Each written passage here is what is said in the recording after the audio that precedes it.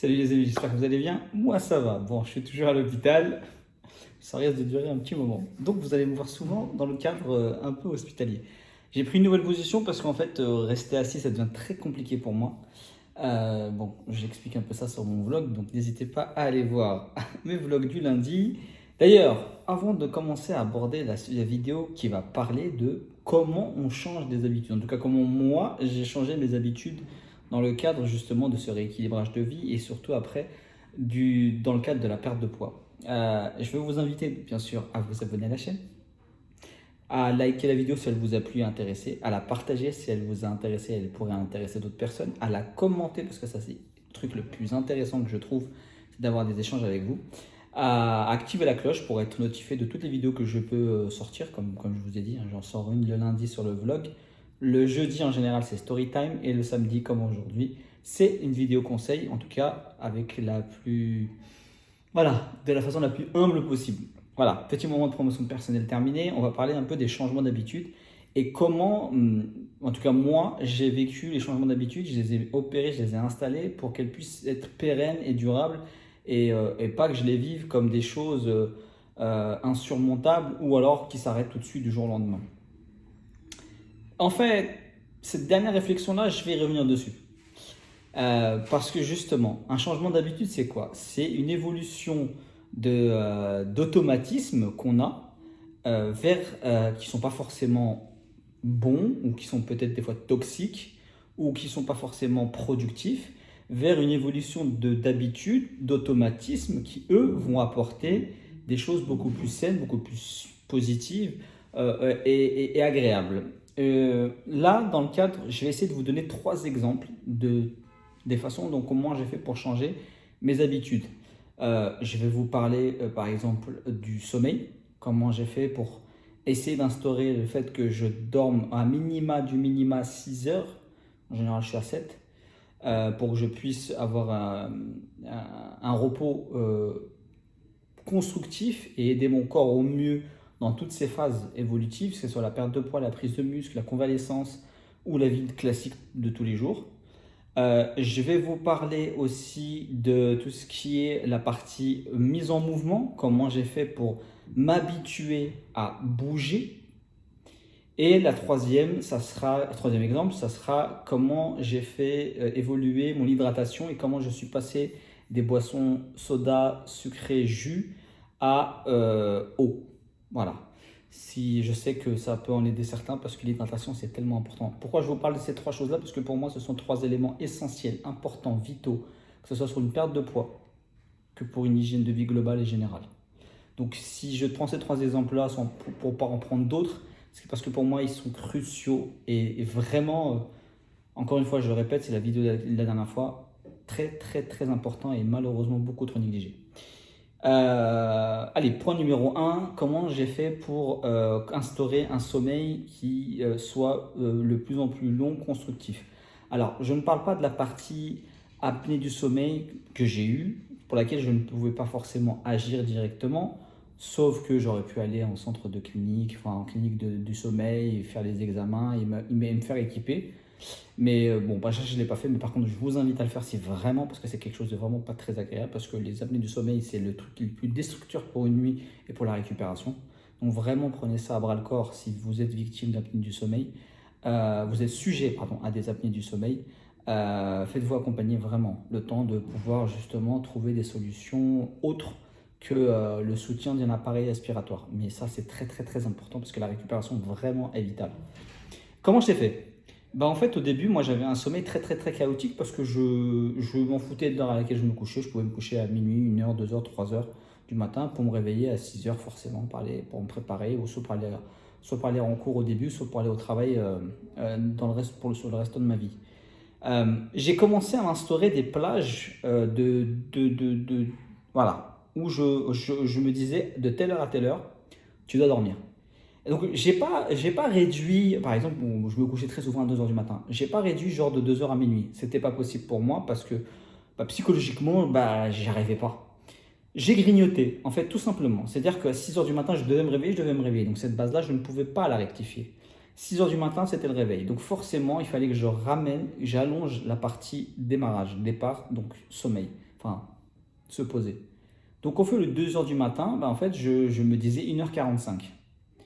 Après 1h45, quand je voyais que je m'habituais, hop, 1h30. Puis 1h30, j'ai vu que ça facilitait. Je commençais, en plus de ça, ça a pris quelques jours, hein, les deux trucs. Ça m'a mis, je crois, 2 semaines pour que je passe de 2 heures à 1h30. Hein. Et quand j'ai commencé à être arrivé à 1h30, je commençais à avoir des envies de me coucher vers 1h. Donc ce que je faisais, c'est quand je sentais que le sommeil arrivait, les bâillements, les yeux qui piquaient, qui frottaient, qui étaient fatigués, hop, je me couchais. Et en fait, je me suis retrouvé à 1h05. Et puis au fur et à mesure, en fait, plus ça amplifiait, plus mon corps allait vers le fait qu'il voulait se coucher un peu plus tôt chaque jour.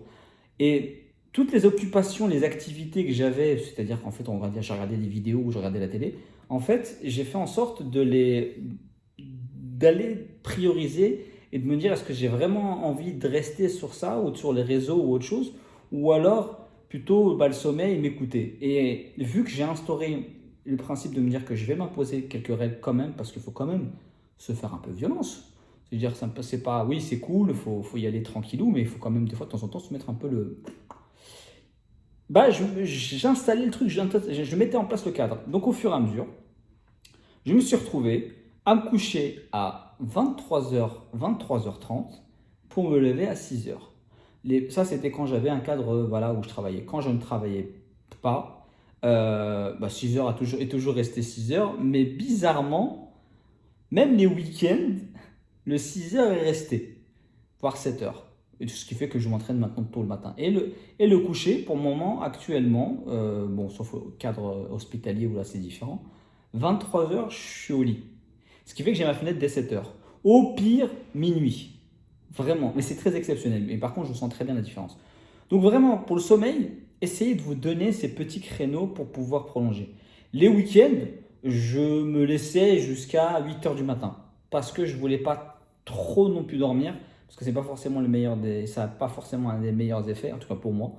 Parce que ça me fatiguait plus qu'autre chose. Et que voilà.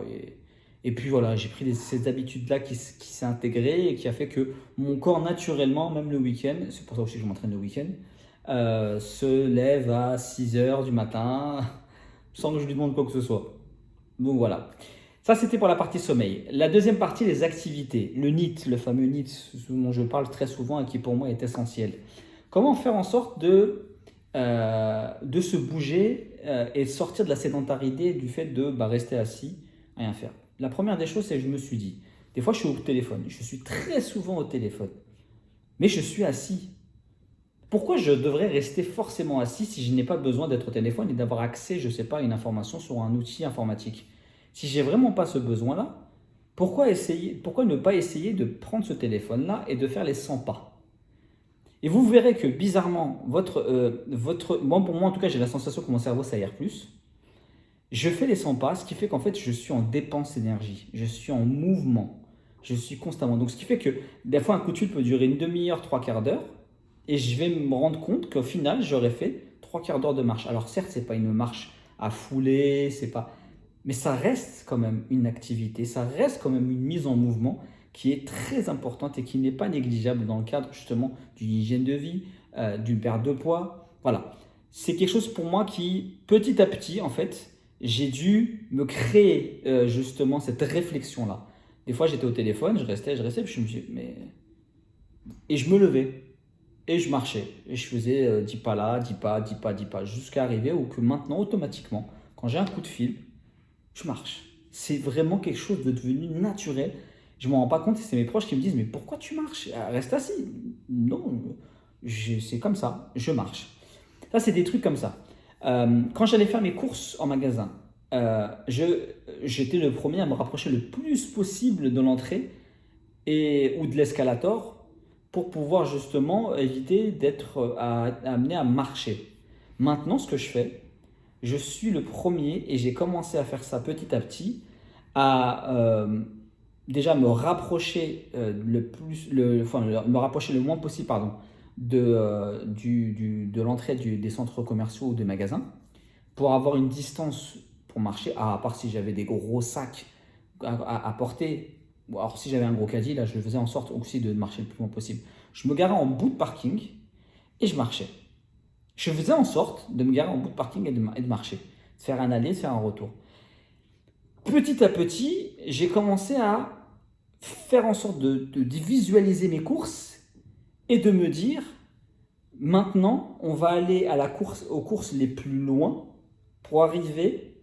Et je faisais en sorte de toujours laisser la dernière course pour repartir. Je sais, ça fait un peu psychopathe, mais je vous assure que c'est efficace. Pour repartir au plus loin, pour revenir et arriver là. Je me garais toujours du côté aussi du frais. Pourquoi? Parce que le frais étant de la dernière course, il valait mieux que je me gare du côté du frais pour que je puisse aller faire ma plus grande course là-bas, la plus inutile course la plus loin, pour revenir, pour repartir et revenir. Comme ça, je suis au frais, j'arrive au caddie, j'arrive à la caisse et de la caisse, hop, je vais taper la ligne droite jusqu'à ma voiture. C'est des trucs un peu psychose. Et quand j'ai commencé à perdre du poids, ça c'était les habitudes que je prenais pendant mon rééquilibrage de vie. Et quand j'ai commencé à perdre du poids, là j'ai commencé à me garer sur les parkings niveau -1 et descendre un peu plus de niveau et ne pas emprunter les ascenseurs, toujours emprunter les escaliers. Quand c'était des courses d'appoint ou autre chose, je prenais toujours les escaliers. Si j'avais un caddie, c'est la place la plus loin. Au fur et à mesure, j'ai intégré ça. C'était devenu quelque chose de vraiment instinctif. Et ça l'est. Là, vous voyez, si vous discutez avec un de mes meilleurs potes, il vous dira toujours que je me gare toujours quasiment au niveau des escaliers. Et je prends toujours les escaliers. Je ne prends plus les escalators, je ne prends plus les montées. Je ne prends plus rien du tout. J'optimise, je passe à pied. C'est un automatisme. C'est quelque chose pour moi qui est normal, naturel. Si j'ai des escaliers, je vais les chercher et je vais les prendre. Ça, c'est des choses que j'ai mis en place au fur et à mesure. En fait, c'est parce que vous prenez un temps de réflexion, vous prenez 2 secondes, vous réfléchissez. Alors, c'est mécanique au démarrage, c'est intentionnel, mais au fur et à mesure que vous marquez l'acte, vous marquez l'action, vous vous rendez compte que vous êtes en train d'imprégner votre esprit d'un automatisme. C'est ça un changement d'habitude, c'est basculer d'une habitude de confort vers une habitude moins confortable qui doit devenir à un moment confortable. Et effectivement, c'est c'est la phase désagréable de la chose, c'est la phase de l'effort qui est la plus complexe.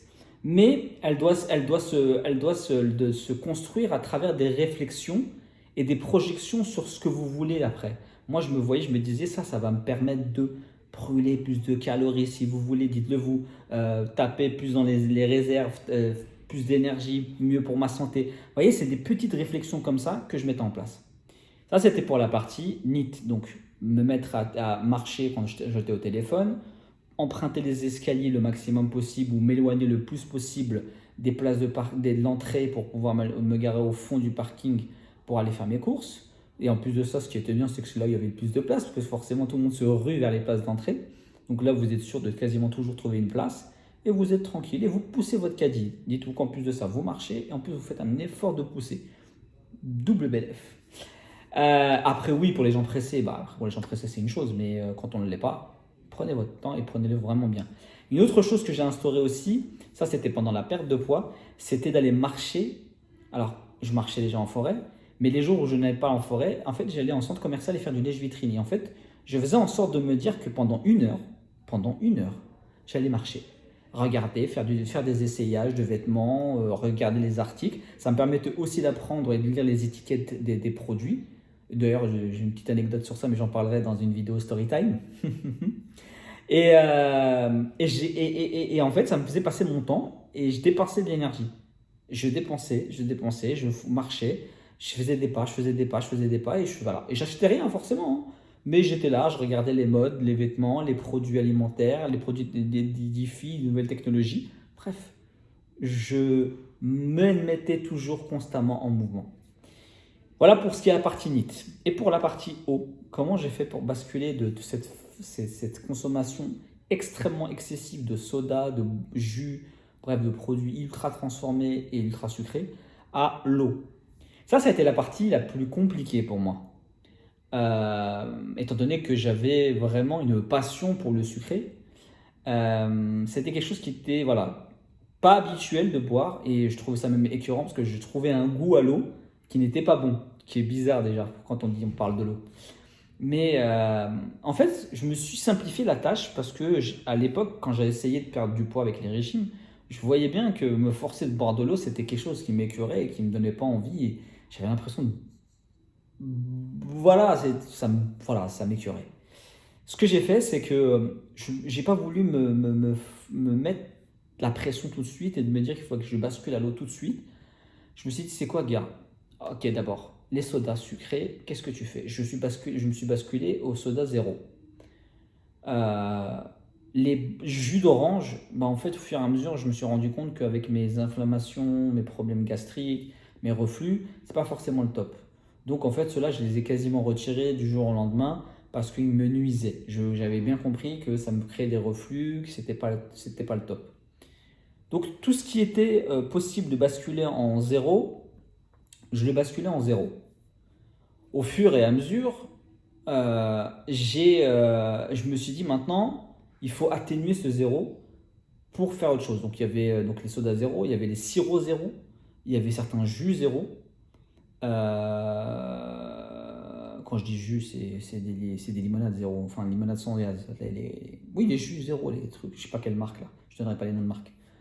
Bref, et en fait, ce que je faisais, c'est que je coupais ces sodas zéro avec de l'eau. J'avais créé à côté de ça une petite bouteille d'1 litre dans laquelle j'intégrais du sirop zéro. Ce qui faisait que j'avais, je vous donne un exemple, 750 ml de soda zéro, 750 ml d'eau. Et j'avais à côté 1 litre d'eau dans laquelle j'intégrais, oui, 200 ml de sirop zéro. On pourra dire ce qu'on veut, les critiques diront suivre, c'est beaucoup, c'est trop. Ça, c'était ma façon pour pouvoir passer d'une situation d'habitude à une autre situation d'habitude. On n'a pas tous la même capacité de pouvoir basculer d'une habitude à une autre. Il y a des habitudes que vous pourrez transformer du jour au lendemain. Il y en a d'autres qui prendront plus de temps. Et moi, j'ai décidé que je ne me calerais plus jamais sur l'avis des autres, sur comment les autres faisaient et que j'allais faire comme les autres. Moi, j'ai fait comme je l'entendais, comme je le ressentais. Que ce soit bon ou pas bon, ça, c'est pas à vous de juger. Ça, c'est moi qui l'ai jugé en fonction de mes capacités et de mes avancées. Donc, c'est comme ça que j'ai avancé. Et au fur et à mesure, je diminuais les quantités de soda et de sirop. Et au fur et à mesure, l'eau a pris de plus en plus de place. Jusqu'au point où arrivé, où j'ai commencé, au bout de quelques semaines, plusieurs semaines même, à ne faire que boire de l'eau ou des thés. Parce que, en fait, c'était quelque chose qui... Voilà. Vous savez, c'est comme si je me détachais petit à petit du goût, du parfum, de ces sodas, de ce côté goûtu. Voilà, je l'ai utilisé le terme. Et en fait, j'appréciais de plus en plus cette neutralité de l'eau. Parce qu'au fur et à mesure, je diminuais les quantités de soda et de sirop, au fur et à mesure, elles étaient moins présentes. Et au fur et à mesure, en fait, je sentais plus l'eau. Et à un moment, il y a une bascule qui s'est faite où, en fait, je trouvais ça écœurant de mettre même quelques gouttes de ces produits-là parce que ça m'apportait rien et ça détériorait le goût de l'eau. Et c'est comme ça, au fur et à mesure, plusieurs semaines, où je suis passé je vais dire, du noir au blanc, en passant par des nuances de gris. Voilà à peu près comment mes habitudes pour le changement d'eau se sont faites. J'espère que, en tout cas, cette vidéo avec ces 3 exemples-là vous aura aidé. Encore une fois, je le répète, les changements d'habitude se font de manière progressive en fonction de vos capacités et de votre écoute de vous. Il y a vous arriverez des fois à changer tout de suite, d'autres moments pas tout de suite. Mais ne vous découragez pas et ne vous comparez pas à d'autres personnes qui vont vous dire ah mais non, ça c'est pas la bonne méthode, mais non, tu prends trop de trucs. On s'en tape, vraiment on s'en tape. Mais tranquille, je suis content pour toi si tu y es rêvé, mais moi c'est pas ma façon de faire. Écoutez-vous, faites-le. Le principal c'est d'avancer. Le principal c'est que vous puissiez atteindre ce changement d'habitude. Le restant, le chemin, c'est à vous de le construire. C'est pas aux autres. C'est pas les autres qui sont dans votre corps et qui sont en train de vivre des choses. Voilà ce que j'avais à dire. En tout cas, n'hésitez pas à liker la vidéo et à commenter si elle vous a plu et si elle vous a intéressé. Vos échanges vont... Ouais, ça m'intéresse. Bref, j'ai voulu formuler une phrase, mais je suis KO. Moi, sinon, pour les personnes qui sont sur YouTube, je vous donne rendez-vous lundi pour le vlog épisode 2 de ma chirurgie, ma cryoroplastie. Et vous allez voir, cette semaine, elle est rock'n'roll. Et pour les personnes qui me suivent sur les autres réseaux, que ce soit Instagram, TikTok, Snapchat et Twitch, j'avoue, il faut que je fasse un live Twitch. Bah, n'hésitez pas à me suivre sur ces réseaux-là. Sur ce, je vous souhaite une bonne journée, une bonne soirée, bref, une belle vie. Et je vous dis à la prochaine.